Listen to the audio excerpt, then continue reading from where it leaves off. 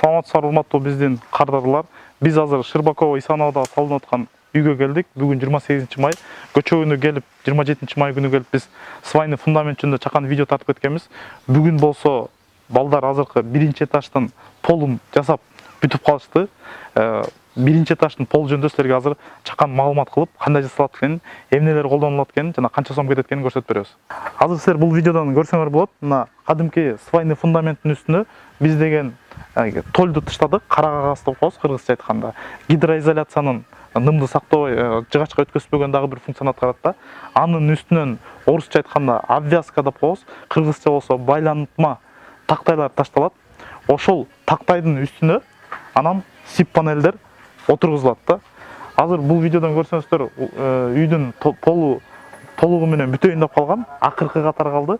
Акыркы катар коюлгандан кийин анан булардын өрүүнүн тактап туруп, үстүнө анкерный болт менен ар бир чыккан свайга үйдүн полу бекитилет. Ошону менен бекем пол дайын болот. Ар бир кардарыбызда суроо туулат да. Эгерде биз свайный фундамент кылсак, канча каражат кетет, ленточный фундамент кылсак, канча каражат кетет деп. Биз азыркы учурда ушул фундаменттин кандай десем, примеринде деп коебуз го, мисалында силерге айтып берели. Бунун свайный фундаменттин өзүнө, түбүнө мурдакы видеодо айтып кеткендей 30 000 сом тегерегиндей акча сарпталган да. Ал эми азыркы полуна, бул байлантма тактайларына балдардын эмгек акысы бардыгы биригип 85 000 сом тегерегиндей сарпталды да. Ошону менен 115 000 сом тегерегинде акча толугу менен фундаментти жана биринчи этаждын полу бүтүшүнө кетти.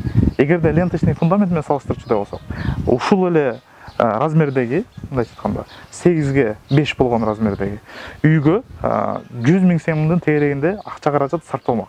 Эгерде биз фундаменттин калыңдыгын 30 см кылып, ленточный фундамент кылып, анын ичине болсо засыпка кылып жана стяжка койсак да.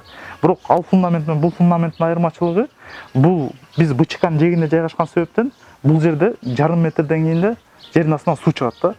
Суу чыккандан кийин ал фундамент аркылуу үйгө дагы ным өтөт да, сырость пайда болот да. Ал эми бул учурда болсо аба чуркап астында буферный зона болгон себептен үйдүн ичинен ным өтпөйт да. 15 000 сом, 15% акчада свайный фундамент кымбатыраак айланат ленточный фундаментке караганда, бирок сыз маселеси толугу менен жокко чыгарылат.